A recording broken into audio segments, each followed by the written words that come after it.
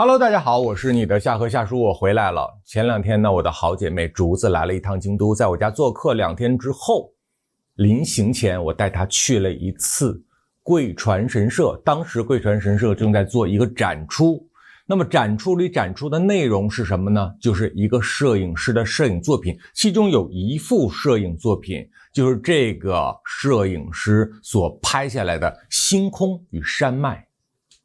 当时竹子望着这幅摄影作品就跟我说，夏河，你说为什么我们拿手机拍的这种暗部环境黑乎乎的没有细节，而摄影师却可以拍出这种星空的璀璨与斑驳？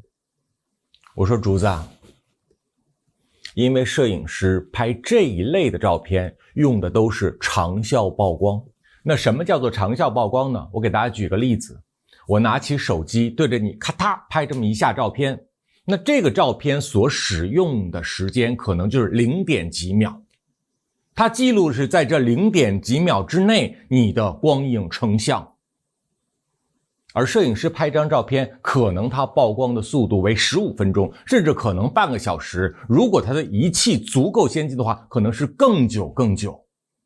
那么他这一张照片所记录下来的并不是那一刹那，而是这一段规定时间之内这个画面里出现的所有光源。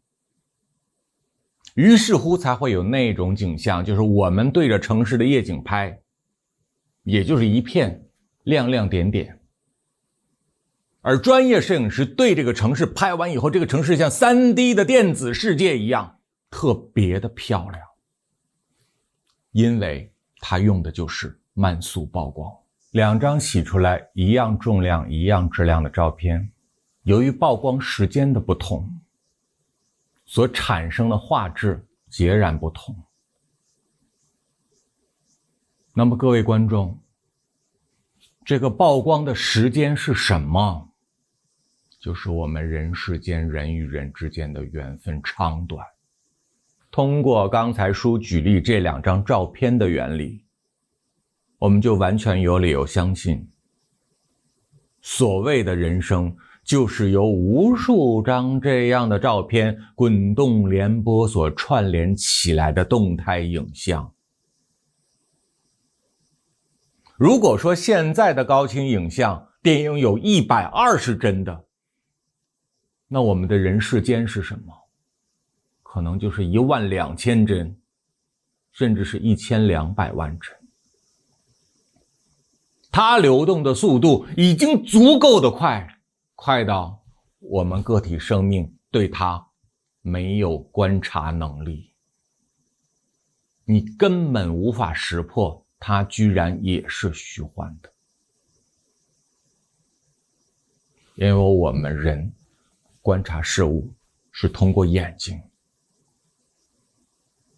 眼睛就看一个普普通通的网剧，你都没有办法识破每一帧的衔接点在哪里，更何况更加高清的人生。其实人生就是一场电视连续剧，这个连续剧它是同步上传到这个媒体平台的，一次性就曝光了30集，从第1集到最终章的最后1集。它在平台上架的时候，这1秒钟全部拿了出来，只要你买会员就能观赏。那既然如此，我想请问你，这套连续剧你是从第30集倒着往第1集看，还是从第1集正着往30集看，还是您神经错乱的抽着看、乱看、跳着看？你觉得会影响这部剧的剧情和质量吗？会吗？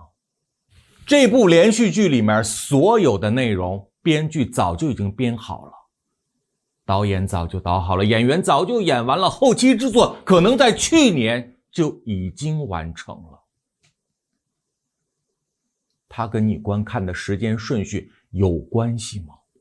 毫无关系。那么既然如此，叔就问你，我们每一个人的一生，在你来到这一度轮回人世间的那一秒钟，就已经全部被写好了。从你出生哇哇啼哭，到你死了以后变成白骨灰散去，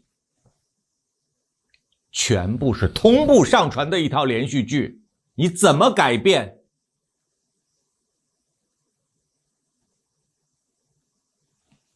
你被时间给框住了。你本能的会认为说，我们是从婴儿活到老年，每一环都是环环相扣的，没有这一环就没有下一环。不是的，不是这样的。之所以我们会这样的看世界、想问题，是因为我们这里的时间计量标准是根据太阳光到地球的速度所测量出来的，而这个计时标准只适合我们这个维度的生命体来生存，所以我们本能的就认为时间是线性的，而时间的真相到底是什么？亦或者是它根本就不存在？那怎么可能有改变这件事情呢？如果你能够跟电视机里的人进行对话的话，你跑到第10集去跟一个宫女说，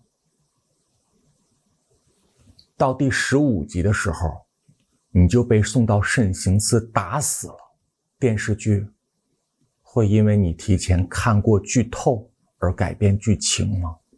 不会，对吗？为什么？因为拍完了。那人生跟这个有区别吗？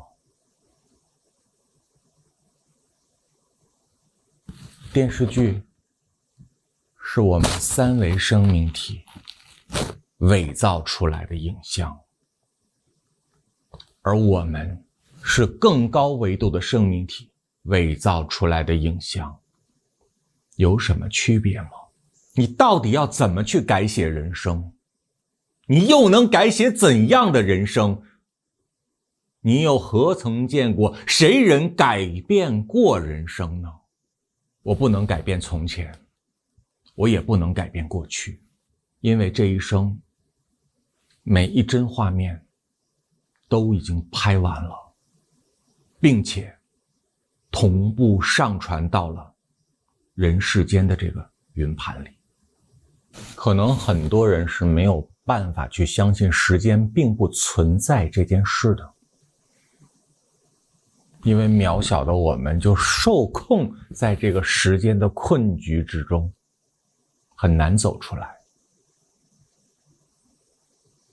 但是有的时候我就经常在思考，时间到底是什么？后来我发现，时间是可以捏造的，时间是可以通过速度去超越的。如果我们人类奔跑的速度能够超越光速的话，时间是否就可以倒流？好像从逻辑上来讲是这样子的，只不过我们人类肉眼凡胎，我们实在没有办法奔跑的比光还快。为什么？因为我们走到哪里都要拖着这100多斤的肉身，它实在是太沉太重了。那如果有一天我们所要去的地方可以孤身前行，不要这个100多斤的肉体了，把它淘汰了，而我们却依然在，那是否就可以像孙悟空一样，一个跟头10万8千里，就可以像观音大士一样，刹那间见永生呢？我相信一定会有那一天的。听到这里，可能很多朋友想问我，叔啊，你觉得人是虚拟的，时间也是不存在的，你这个人好像什么都不信呢？如果这一切都是假的，我们的思想与感情是什么？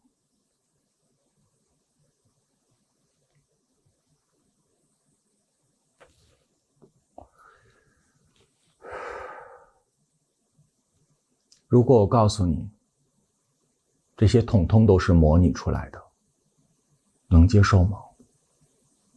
我们人类活着就一直在跟一个问题进行搏斗，就是真伪。大到宇宙的真相，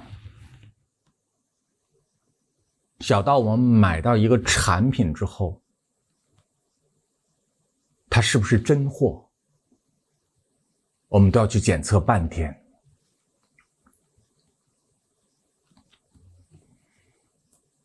可什么又是真，什么又是假呢？我就问你，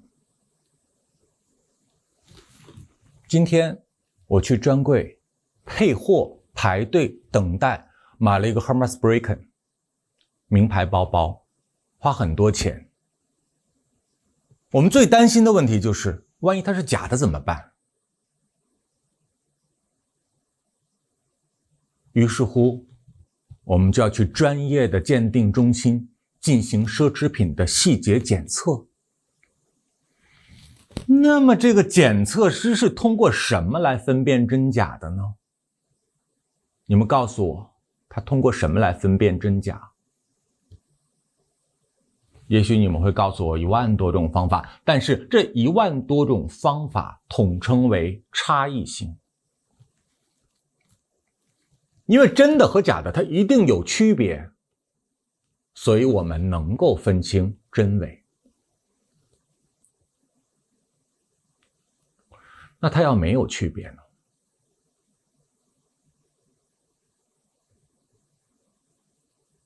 如果我就去爱马仕选皮料的那个养殖基地去采用它的原始皮料，我就用它车缝线的那个棉工纺织厂去选购它的车缝线，我就把爱马仕里面手工做包的那个老师傅给买通辞职了，跟我干，原工原料，就把那个包包仿得一模一样，所有的防伪细节都由当时制造防伪的那批人亲手打造。那你还能识别这个包包到底是爱马仕做的还是我做的吗？你还能识别吗？如果真的到了一模一样的时候，恐怕你就识别不出来了。当然，可能很多人跟我说了，叔，没有任何一个假货制造商可以做的跟正品完全一模一样。我告诉你为什么不能，因为成本。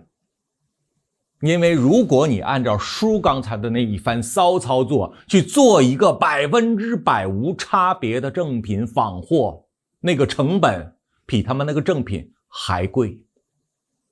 所以没有人花那么大的代价去做一件没有意义且不赚钱的事情。但是不代表它不能完成。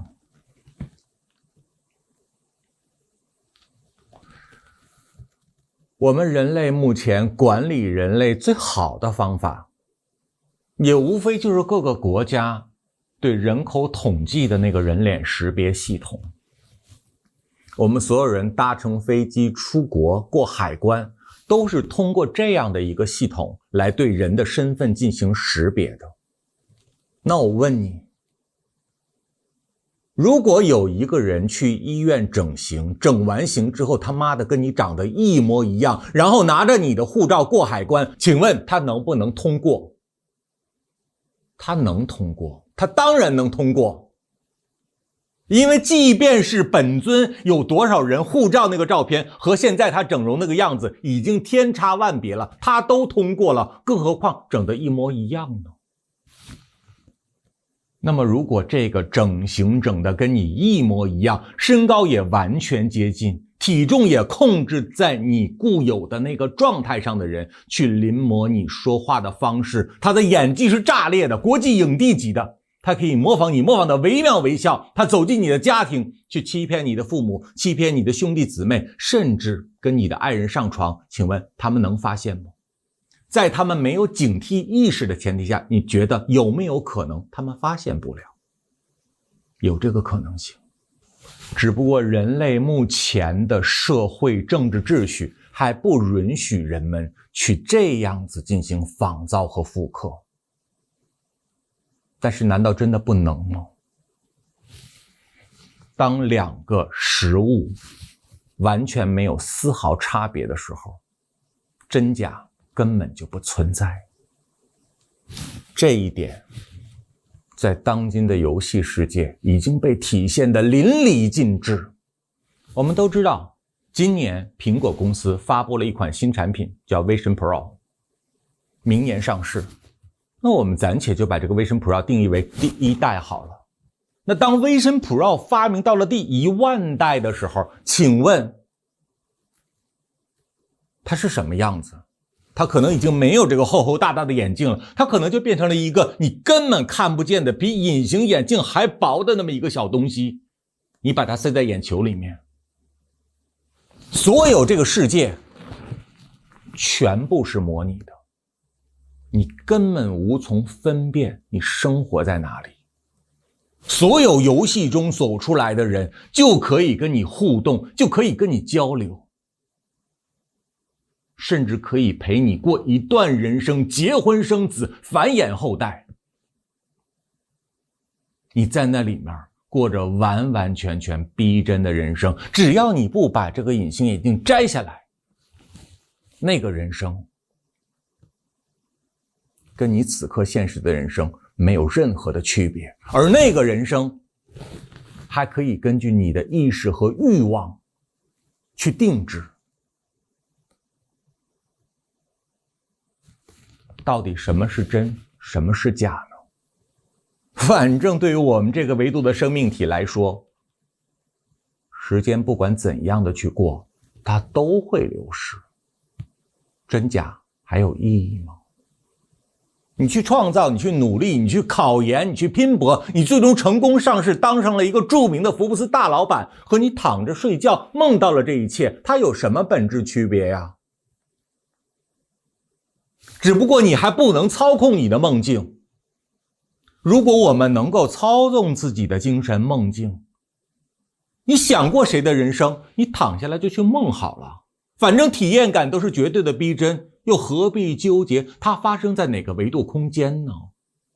其实这个观点不是我说，很多先人都说过了，太多了，甚至我认为无论是东方还是西方，所有流传下来的宗教典籍本身讲的不过就都是这么一件事而已。在我们中国最伟大的文学著作《红楼梦》里就有一句话道破了这个真相：假作真实，真亦假。此刻你们一定想问说，那如果这一切真的不过就是一场电子游戏，这个电子游戏又是谁来编写的呢？我们人类给这个编写的程序员取了很多的名字，比如说基督耶稣，比如说伏羲女娲，元始天尊，太上老君，释迦牟尼，观音大士，亚当夏娃，希腊神话。而游戏程序是什么？游戏程序就是不能改变，甭管多庞大的电子游戏，如果你敢篡改里面随便一个小小的代码，这个游戏将整个的宕机死掉，它那个世界都将不复存在。那我们呢？每天叫嚣着要改变命运的我们，他妈的可笑吗？你所有认为的自己的硕果，无非都是命运早就设定好的安排。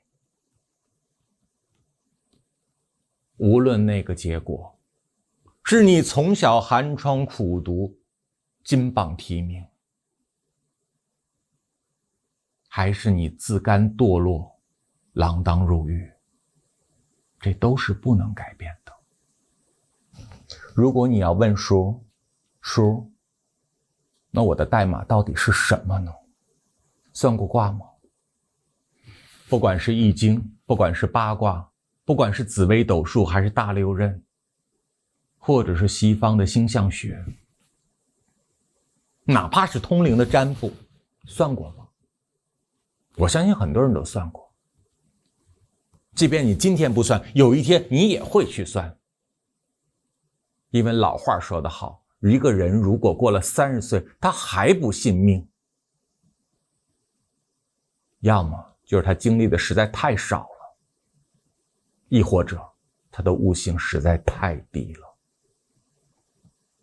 因为这把年纪，你居然还不能发现生命的轨迹和规律，你得多么的愚笨呢？我们中国人讲究一个生辰八字。生辰八字是什么？就是你的代码。至于说为什么有的算命师根据你的八字所算出的结果截然不同，不是八字有错，八字是一道非常深奥但绝对严丝合缝的公式数学题，它是不会有错的，但是解题人的水平不一样，所以就会出现每个人解出不同的答案。即便是最顶尖级的风水大师，他也一定不可能100%的算准。我们都知道啊，在算命学里面，有算一生的大框架的，也有算流年的，还有算流月的，甚至可以精准算到流日。因为在技法上是可以精准到算流日你会遇到什么，甚至你会吃到什么，连你今天是要吃咸还是吃甜都已经被写好了，没有任何一个细节是人可以自主选择的。但是为什么观测的越细节，准确率就越低呢？比如说我是一个命理老师，我就看出来了，明天你要吃面，那你听见我算出来的结果之后，你就要跟我作对。您不是算我明天吃面吗？不，我明天就吃米，我是不是就不准了？因为我算的结果被你识破了，于是乎你故意不那么做，使得明天的结果发生了改变，我就啪啪打脸了，对吧？但是如果我没有告诉你你明天会吃面，可能你明天吃的还真就是面条。正因为我告诉了你，我观测出来了，于是乎你不吃了，你就不信这个邪，你就非得吃点别的。这个叫什么？这个不就是玻璃二象性吗？我们经常说的薛定谔的猫，这个试验很多人都知道，可是你永远速度快不过被观测者，于是乎你就会发生异常的改变。可当你不再观测这个物体的时候，这个物体又会按照它原本的自然轨迹继续的运行下去。这个道理听起来有一点烧脑，其实非常的简单。你是一个自然的人，你在什么情况下最自然？就是没有人观测你的时候，空无一人的房间，窗帘也是拉好的，在屋子里面你没有任何的表情管理，甚至你连衣服都不穿。但是如果屋子里面出现一个人，想必你的状态和真正的你就有了差别。那么如果我给你摆一台相机在前面呢？我告诉你，这个相机正在录你，正在全球直播。请问你还能不能做到100%绝对自然的状态？你不可能做到。即便你极具表演天赋，你完全可以调动自己的情绪，但是那份自然也是你演绎出来的自然，而不是你真实往常的自然状态。如果我想获取你最真实的状态，我必须采用让你观察不到的偷拍技术。只要你意识到了我在观测着你，你就一定会表现出跟往日自然状态并不相同的状态运行下去。请问，人不是也具备这个玻璃二象性吗？这有什么难理解的呢？叨叨完这一大堆，可能很多人要跟叔说了，叔，既然你说时间也是假的，人生也是假的，我们的命运又是被高维度生命体用代码写好的，那我们还活个什么大劲呢？我干脆了，我也不读书了，我也不上班了，我也不努力了，我也不奋斗了，我也没有七情六欲了，我就直接人生躺平好了。那你去躺啊！命运的代码直接是给人的意识发送指令，你必须按照这个指令去完成你的规定动作。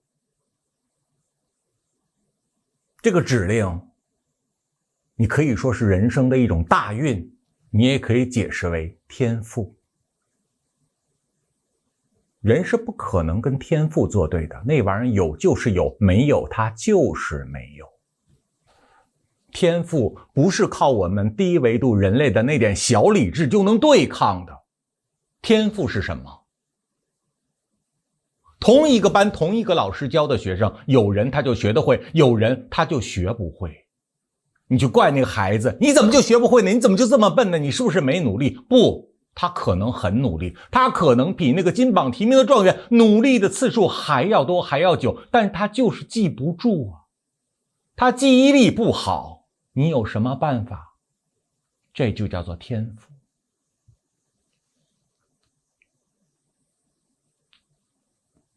天赋就是你命运的指令，这是不可逆的。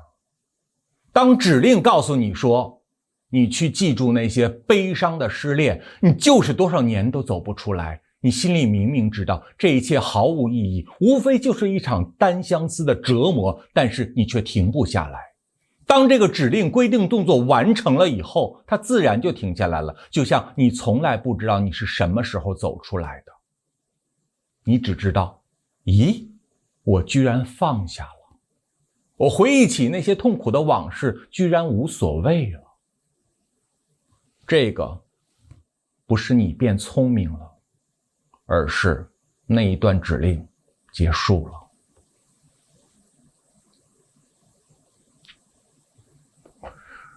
人生在世，所有的一切全部100%都是天赋。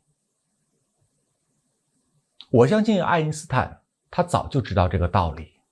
至于说他为什么要说人类是需要那个99%的努力的，但是没有那1%的天赋，努力也是没有意义的。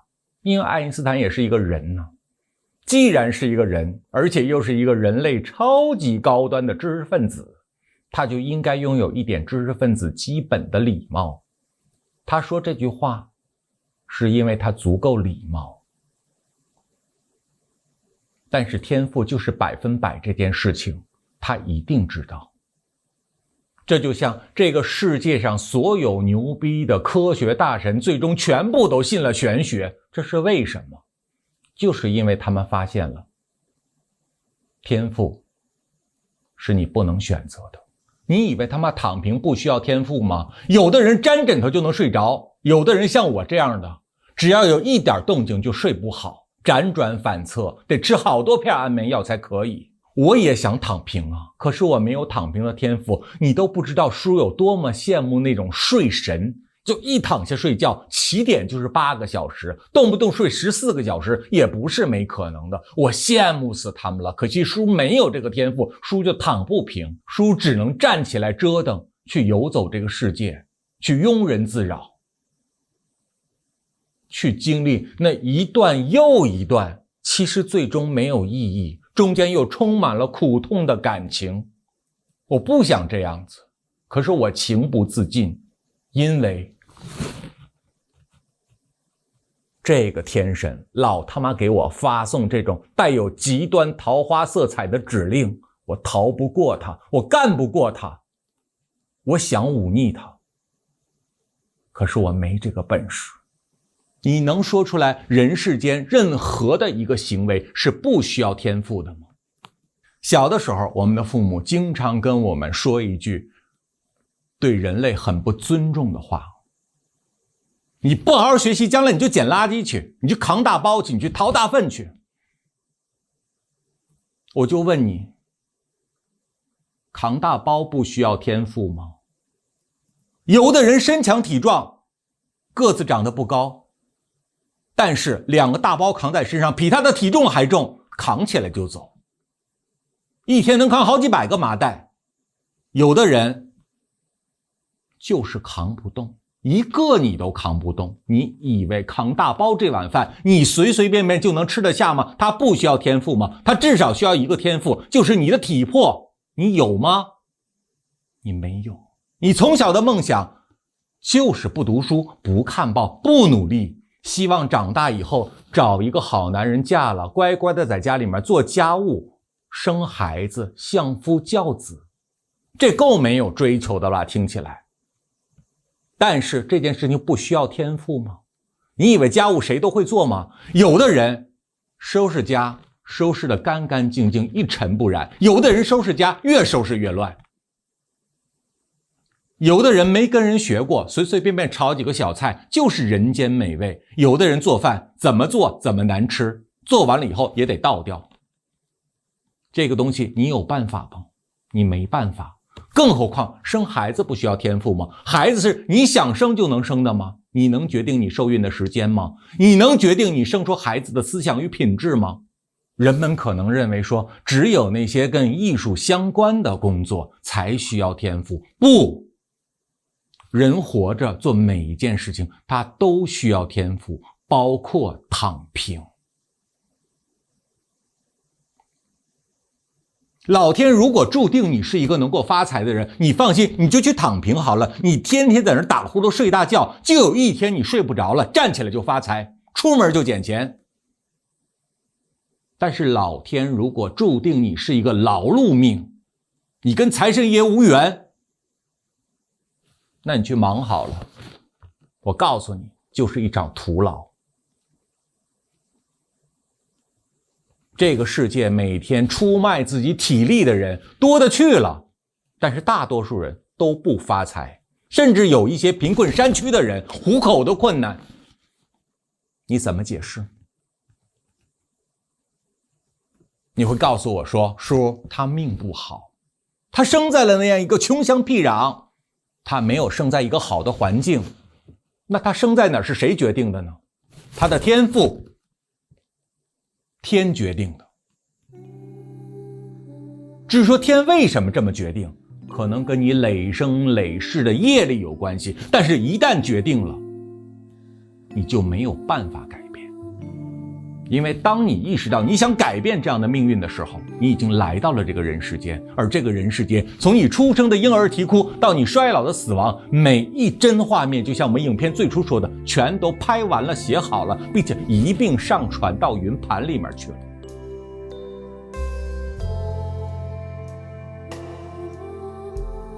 没有办法撤回，至少你我他没有办法。因为那个案件它并不在我们手里。